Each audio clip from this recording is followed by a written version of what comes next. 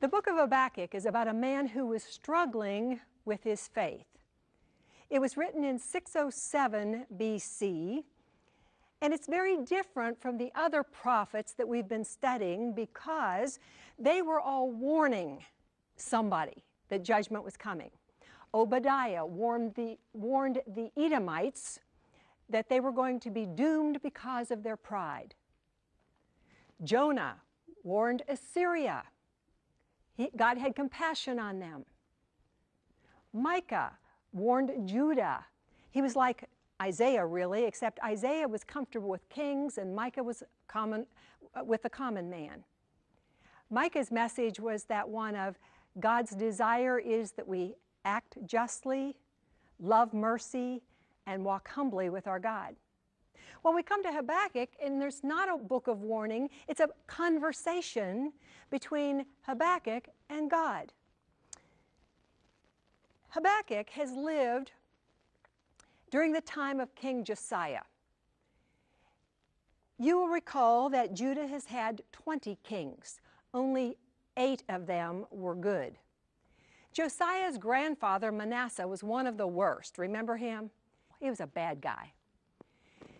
His son, Ammon, became king. He reigned a very short time and he was assassinated. And Josiah became king at age 8. He was different from his grandfathers because he had a heart for God. When he was 16, he started to seek God. When he was in his 20s, he made a decree that the temple should be restored. And that's when Hilkiah, the high priest, found the book of the law. Now, can you believe it? They found the book of the law? No wonder there's no faith in the land. They don't even have the word of God. Well, when it is read to King Josiah, he tears his clothes and grieves because he realizes they're not obeying God's law. And he sets out to do something about it. He tears down the false idols, gets rid of the false gods, gets rid of the spiritists, and reinstates Passover. He also says the word has to be read to the people and they have to obey it. Unfortunately, Josiah is killed. And Habakkuk sees this happen too, because not only is the good king killed, but there's a big shift in power. The way that happens is the Assyrians, we've heard about them, they're the ones that have already carted the northern kingdom off, come down and attack Babylon. But Babylon defeats them. Assyria goes back home. Babylon follows them and makes an alliance with the Medes. Now the Medes were a very fierce people that lived northeast of Assyria. The two of them together attack Nineveh and defeat it, just like was predicted by the prophets. The Assyrians flee to the west. Egypt sees how powerful Babylon is becoming. They come up along the coast to come to Assyria's aid. King Josiah goes out to fight the Egyptians. He is killed. Now the good guy's gone. His son Jehoiakim becomes king in his place, and he's too much like his grandfather. All those great religious reforms are gone. Because remember what we've said all along, as the leader goes, so goes the people. Not only are the religious conditions changed, but the political ones have too, because now Assyria is no longer the enemy, the Babylonians are. That's what the situation is when we open up to the book of Habakkuk, and he has a burden. That's what the word oracle means in chapter 1, verse 1. He has a question, and the question is, how long, O Lord, will I call for help, and you will not hear? I cry out to you violence, yet you do not save. Why do you make me see iniquity and wickedness and destruction and strife and contention? And the people aren't obeying the law. It's being ignored, and justice is never upheld. Poor Habakkuk looks around and is very distressed. And his question is, how long are you going to put up with wickedness? I've been praying and praying. Actually, we could rephrase his question, and it really is something like this. Why aren't you doing something, God? Have you ever prayed like that?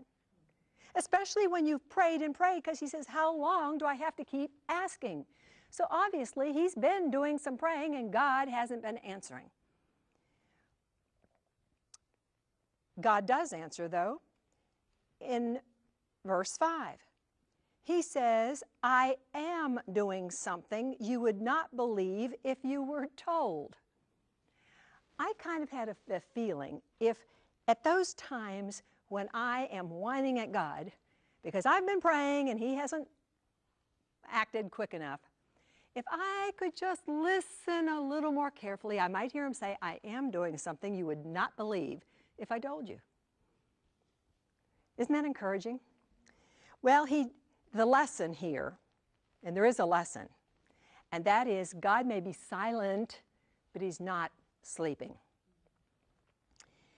He goes ahead and tells Habakkuk what he's up to, and he says, I am raising up the Chaldeans, verse 6. Now, the Chaldeans were actually a Semitic people that lived in South Babylon. They eventually become a part of the nation of Babylon. They become the leaders. And so eventually the word Chaldean and Babylonian became interchangeable. He says, I'm raising up the Chaldeans, and he says, here's what they're like. They are fierce, impetuous. They seize dwelling places which are not theirs. They're dreadful, feared. Their justice and authority originate with themselves. They are like eagles. They just swoop down and devour. They come for the purpose of violence. They collect captives. They heap up rubble and capture it. But, verse 11 ends with, they will be held guilty, they whose strength is their God. This would be as though God were to come to you this afternoon and say, you know, I know you have these enemies. I know things are not looking good around you, but here's my plan. I'm going to send in a very fierce, mean enemy, and they're going to take your house. And they're going to take everybody else's houses too, and they're also going to kill some people, but some they'll just capture and imprison. And they will burn things. They'll burn down the cities. They'll burn down the infrastructure. What a frightening thought. I mean, put yourself in their place. And Habakkuk is very frightened by this. I mean, it doesn't help too much for him to know that God's going to hold them accountable for what they do. I mean, that's nice, but gosh, what a frightening message this is. So Habakkuk does something that we probably should all remember. He goes back to thinking about the character of God. Look at verse 12. He says, are you not from everlasting, O my God, my Holy One? It's as though he's saying, wait a minute, ooh, I don't like the sound of it, but you are holy. If this is what your plan is, I have to remember you're a holy God. And he says, we will not die. Now, I believe that that is a statement of faith. In the New Testament, there are 4 verses that describe faith that we will remember by that acronym HBOs. In Romans 10:17, God says faith comes from hearing the Word of God. So first, I have to hear what God says. In Romans 4:20, he says, by faith, Abraham believed God. He just didn't hear him. He believed what God said. Then Hebrews 11:8 says, being strong in faith, when called, Abraham obeyed God. So he not only heard, he believed, and he was willing to get in the wheelbarrow. Hebrews 11:1 says, it's hearing and believing and obeying without seeing the end result.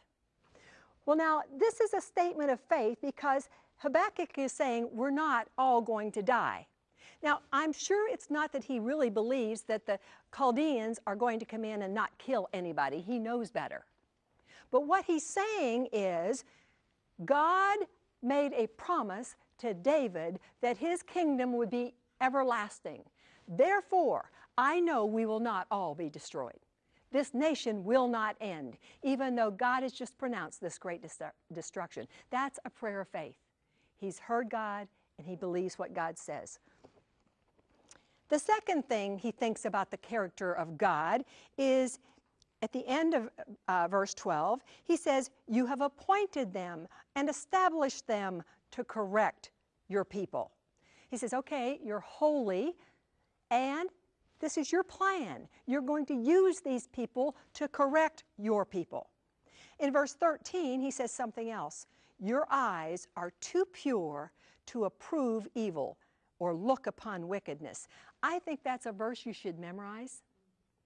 Because how many times have you heard somebody say, I believe God is a God of love, therefore everyone would have to be in heaven because he wouldn't want anybody not to be there. And you can say, you know, that's true. God is a God of love. He showed us how much he loved us in that while we were sinners, Christ died for us. But Habakkuk says, he's of too pure eyes to look upon sin. Therefore, there can't be one sin in heaven, or God couldn't be there. He can't look on it. So sin has to be dealt with. It's a very important verse. Habakkuk is saying, I realize we deserve to be punished. But he has a second question. The second question is in verse 13. Why do you look with favor on those who deal treacherously? Why are you silent when the wicked swallow up the righteous? Why have you made us like fish and the Chaldeans like fishermen? And the interesting thing is the Chaldeans actually have artwork or antiquities that have pictures of men with hooks through their lips stringed together like fish. Or there are pictures of men caught up in a net. Now the first question he asked was, why aren't you doing something? And his second question is, why are you doing this? Have you ever been there? You see, his question is, why would you use the Chaldeans to judge your people when they're worse than we are? It makes no sense. But God's ways are higher than our ways, aren't they? We learned something real important from Habakkuk on what he does next, because even though he doesn't understand what God is doing, in chapter 2, verse 1, he makes a decision. And the decision is, I will stand on my guard post and station myself on the rampart. I will keep watch to see what he will speak to me. He says, I don't understand here, but I'm just going to go up to the watchtower and watch for God to speak. I'll just wait until he says something. And what happens when we get in the Word of God? Faith comes from hearing. So if I hear the Word of God, my faith will be increased. And that's what he decides to do. Well, God does speak to him. In verse 3, he says, the vision is for an appointed time.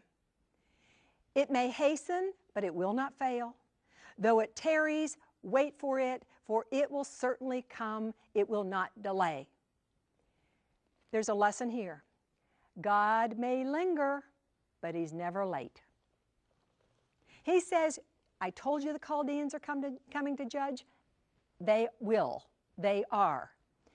And he then tells a little bit more about the judgment, the difference between people. There's a choice we have to make. Will we be righteous or will we be prideful? He first starts with the proud in verse 4. He says the proud's soul is not right within him, but the righteous will live by his faith. Let's think about the righteous first of all. That verse is so important that it is repeated 3 times in the New Testament.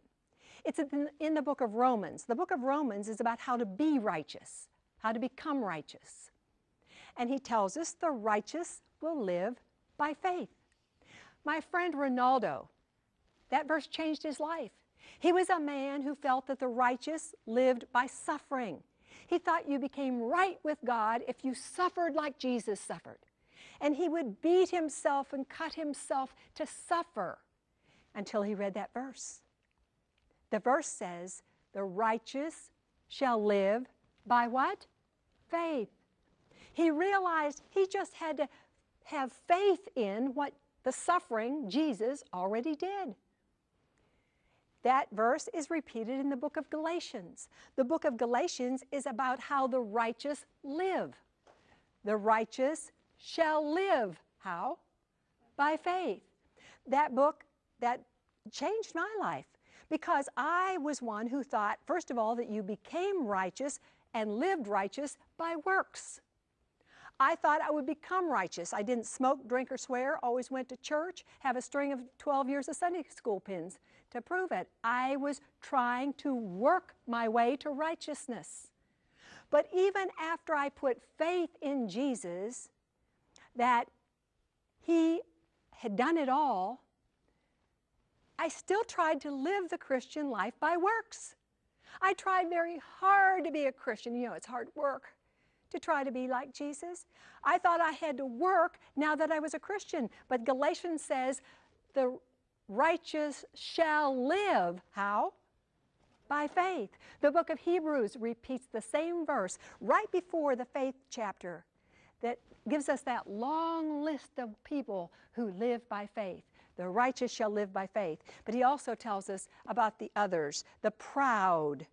In verse 5, he says, wine will betray the haughty man. He doesn't stay at home. He has this appetite that he can't fulfill. He gathers to himself nations. He collects people. A proud person is never satisfied, he says. They're always looking for something to fill the void. Look at in the middle of verse 5 there. I thought this was rather sobering. He is like death, never satisfied. Like death, never satisfied. It almost gives us the picture of if I die without a relationship with God, I'll spend eternity never satisfied. Wow, that is hell, isn't it? He goes on and he declares woes against the proud man. He says, first of all, a proud man wants things he can't afford, so he gets loans.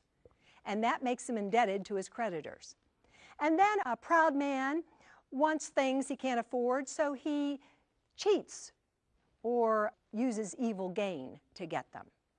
And then he says in verse 12 that he wants things and he uses bloodshed. Do you see a little progression here? We go from loans to cheating to actually hurting somebody to get what I want. And then in verse 15 he says they get drunk. And they not only do that, but it leads to sexual immorality, which drinking and drugs often do. And then he says in verse 18, we end up with idols. Idols who are speechless, who can't talk. Verse 19 he says, woe to him who says to a piece of wood, awake, to a mute stone, arise, and that is your teacher. Behold, he said, it is overlaid with gold and silver, and there is no breath at all inside it. I love that because Habakkuk was accusing God of being silent, and then God says, you know, you all have all these idols that you look to for answers, and they're totally speechless. They don't even have any breath in them. Look at the next verse, verse 20. But the Lord is in his holy temple. Let all the earth be silent before him. It's like he's saying, you accused me of silence. I'm in my temple. It's time for you to be silent. Listen, because faith comes from hearing the word of God. In verse 14 of that chapter, I think this is where Jesus is concealed in this book. For the earth will be filled with the knowledge of the glory of the Lord. 2 Corinthians 4:6 says, God has shown in our hearts to give the light of the knowledge of the glory of God in the face of Jesus Christ. In other words, if I want to see the glory of God, where do I look? The face of Jesus. John, in the first chapter of John, said, when we looked at Jesus, we beheld his glory, the glory of the only begotten of the Father, full of grace and truth. He's saying the earth will be, it isn't right now, but it will be filled with the knowledge of the glory of God, and that's when Jesus comes. That's the only time we will really see the glory of God and know the glory of God. Well, Habakkuk has moved from the pit of despair up to the watchtower. God has spoken, and the man who had the wavering faith and then the listening faith now has a responding faith. The whole 3rd chapter is a prayer. It's a prayer that he first, in the first 2 verses, petitions the Lord. And he only has one request. He says, Lord, in your wrath, remember mercy. In other words, I know that you have wrath, and I know that you're going to judge us. I know those Chaldeans are coming, but be merciful. That's his one request, for God's mercy. In verses 3 through 15, it's a prayer of praise. He knows the Chaldeans are coming. It scares him, but he thinks back to all the times and all the ways that God has worked in the past. He goes back in verse 5 to the pestilence and the plagues. Well, of course, that's when they were in Egypt, and God brought them out. God saved them. He goes to the parting of the sea when they came out of the Red Sea and in through the Jordan River. God saved them, brought them into their land. In verse 11, he talks about the sun and the moon standing in its place. That happened in Joshua when the sun stood still. In verse 13, he says, you went forth for the salvation of your people, for the salvation of your anointed. He's saying to himself and to God, I'm going to think about all the ways you've saved us in the past. Isn't that a great idea when you're praying and God isn't answering your prayers? You're praying and He's answering, but He's not doing what you want Him to. To think back to all the ways He's worked in the past. This is a prayer of praise. And that's an important thing when we're losing faith, because we have to remember God is always faithful, isn't He? The last part of his prayer, though, is a prayer of faith. It starts in verse 16. He says, I heard and my inward parts trembled. At the sound my lips quivered. Decay enters my bones, and in my place I tremble, because I must wait quietly for the day of distress, for the people to arise who will invade us. He says, oh, I've heard God speak. I know what's coming. And the very thought of people taking my home and my dog and my children is so distressing. But God said it, and even though it makes me shake, I'm going to stand quietly and wait. Whew. That's faith, isn't it? No more whining, no more complaining. I'm going to stand and wait. This distress is coming. But look at the faith that comes next in verse 17. Though the fig tree should not blossom and there be no fruit on the vines, though the yield of the olive should fail and the fields produce no fruit, though the flock should be cut off from the fold and there be no cattle in the stalls, yet I will exult in the Lord. I will rejoice in the God of my salvation. Whoa, this is faith. He says, look, I know that this judgment may mean that I might lose everything. The bank account may go. The savings may go. The house may go. It all may go. Yet, I will exult in the Lord. And that word exult means jump for joy. I'm going to jump for joy regardless of my circumstances, is what he's saying. I'm going to trust God regardless of my circumstances. And because his faith is increased now, he's heard God speak, he believes what God says, he ends with verse 19, because I know his character, because I know what his past conduct, the Lord will be my strength, number one, and he has made my feet like hinds' feet. I've read that a hind is a female deer, and their feet are more sure or steady than a male deer. So God is saying he will make our feet sure, even when these difficult things come. And Habakkuk ends by saying, he makes me walk on high places. This man has gone from the pit of distress to the watchtower to listen to what God has to say, wait for him to speak, and then on up to high places in the Lord. You see, the lesson here has been Habakkuk may have been in distress, but he was not distressed. He was in distress, but he was not distressed. I think it's important for us to remember that old saying, and I think this is what Habakkuk did. You look around, you'll be distressed. Look within, you'll be depressed. But look above, see his face, and be at rest.